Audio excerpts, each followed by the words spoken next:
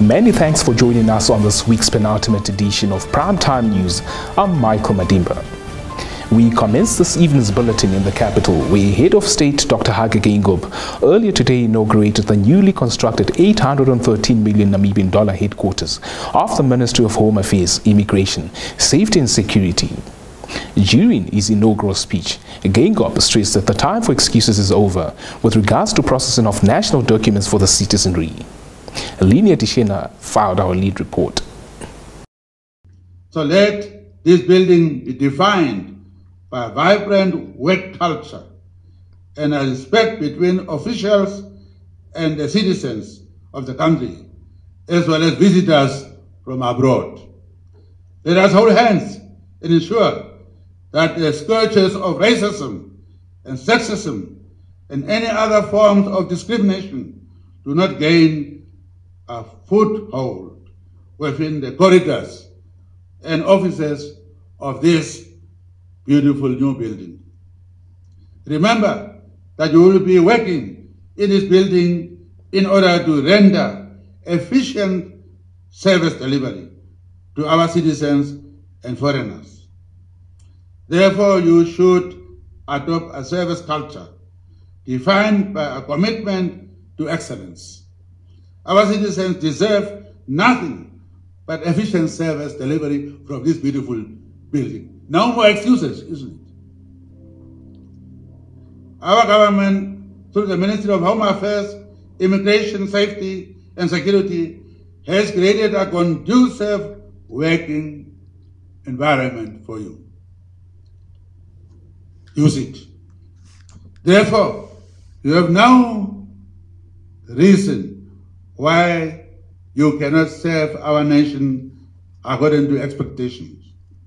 In the same vein, allow me to acknowledge those staff members who are providing admirable service to their fellow citizens in an efficient and professional manner.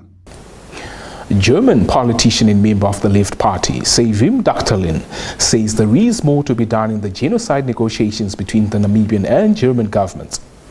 More from this insert compiled by Hesron Kapanga. Dagterlin said she has been supporting the demands of the Namibian government for 6 years within the German politics, just like she had done for many years, with her advocacy for Germany to recognize the colonial crimes and decolonization of German foreign policies. I want you to know that I am a close ally of yours on this issue and in many other issues, and I would love to tell you also you can be very frank, very open. Meanwhile, Kokongelwa Amadila said she is thankful for her support in this very important issue.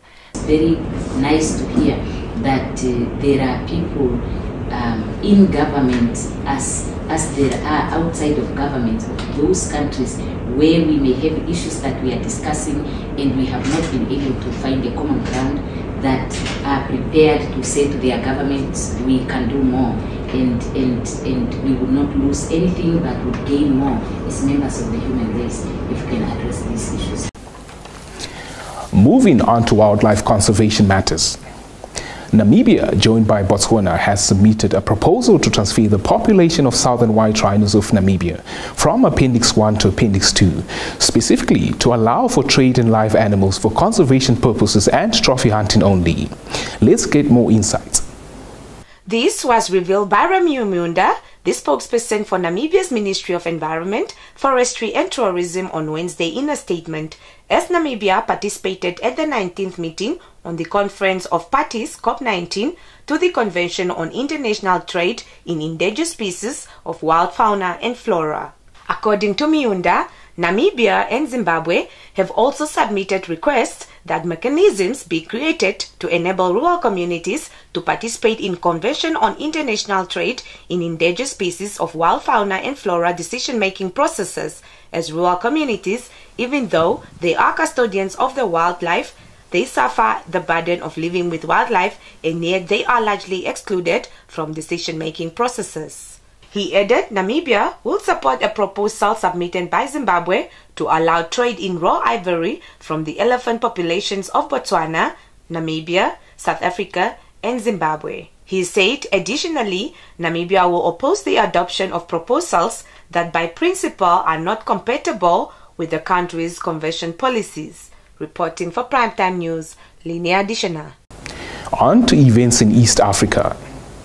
The World Health Organization on Wednesday revealed that 3 candidate vaccines against the strain of Ebola wreaking havoc in Uganda will be shipped to the East African country next week for trials. More from this report. Since Uganda declared an Ebola outbreak on September 20th, cases have spread across the country, including in the capital, Kampala, and have claimed 55 lives, with 22 more believed to have died. Uganda has been struggling to rein in the outbreak caused by the Sudan strain of the virus, for which there is currently no vaccine. But the United Nations Agency Chief Tedros Adhanom Ghebreyesus told reporters that vaccine trials will soon begin. WHO and Uganda's Minister of Health have considered and accepted the committee's recommendation. We expect that first dose of vaccine to be shipped to Uganda next week. Speaking from the G20 summit in Indonesia, he said WHO committee of external experts had evaluated candidate vaccines and determined all 3 should be included in the planned trial in Uganda. This is what you can expect when we return with a Primetime Biz segment.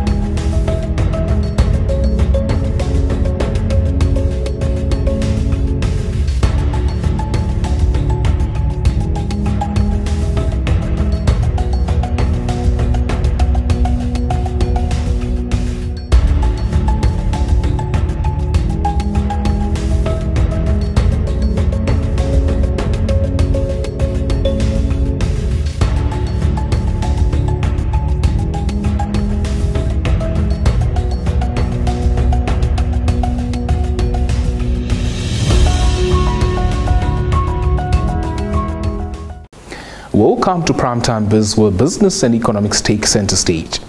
Comparative inflation leads the segment. Figures released by the Namibia Statistics Agency in the October Namibia Consumer Price Index Bulletin revealed the annual inflation rate in October 2022 increased by 7.1% compared to 3.6% recorded in October 2021. Isabel Bento filed this report. This test indicated on a monthly basis the inflation rate increased by 0.2% compared to 0.1% recorded a month earlier. The document read, transport and food and non-alcoholic beverage components continue to be the main contributors to the annual inflation rate, with contributions of 2.6 percentage points and 1.7 percentage points respectively. The zonal inflation rates for the month of October 2022 revealed that Zone 2, Khomas, recorded the highest inflation rate of 7.8%, followed by Zone 3, Hardap, Omaheke, Karas, and Erongo at 6.8%, and Zone 1, Kabongo West, Kabongo East, Kunene, Ohangwena, Omusati, Oshana, Oshikoto, Osodonjupa, and Zambezi, which recorded an annual inflation rate of 6.5%. On to tourism. The Namibia Tourism Board, in partnership with Gondwana Collection Namibia, is hosting an educational tour to promote Namibia as a preferred vacation destination. Shelva Wells brings us this report.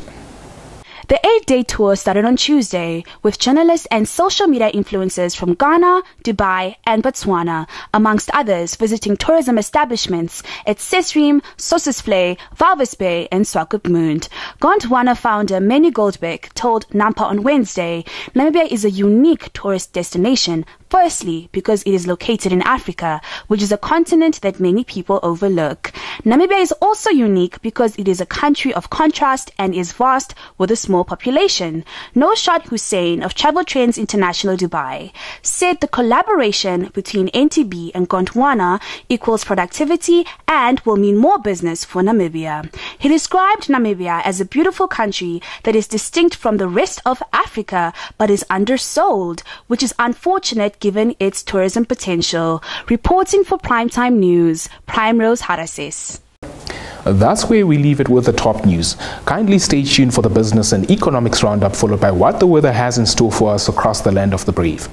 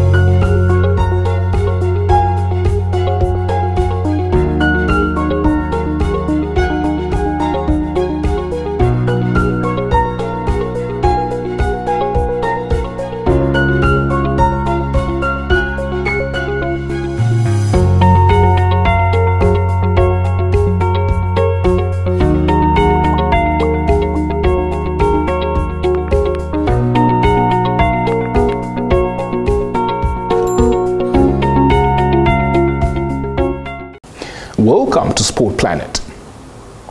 We commence with rather good news for Novak Djokovic fans, as he confirmed Wednesday he had received a visa to travel to Melbourne to play in the 2023 Australian Open after missing this year's tournament when he was deported over his vaccine status. I was very happy to receive the news yesterday. It was a relief, the Serbian said after beating Andrei Rublev in the ATP finals in Turin. It was a relief, obviously, knowing what I and people closest to me in my life have been through this year, with what happened in Australia and post-Australia, obviously. I could not receive better news for sure during this tournament as well. On Tuesday, Australian media reported that the government had decided to grant the unvaccinated Serbian a visa, overturning a 3-year ban after his ejection from the country. On to the high-octane world of Formula One.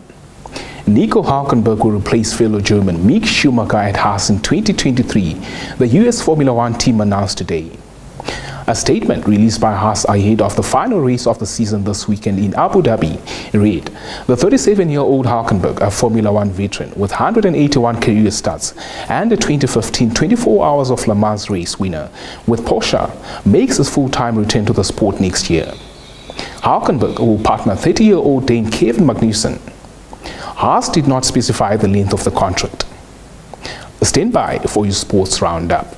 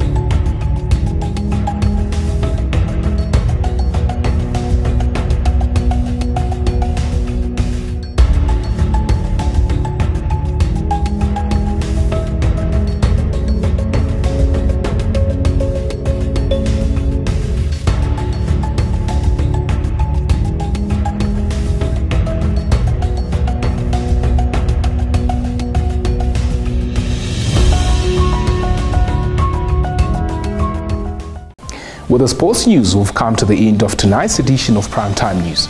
Many thanks for watching. Do make a date with us tomorrow for this week's last edition of Primetime News. From myself, Michael Madimba, and the collective behind the scenes, it's good night.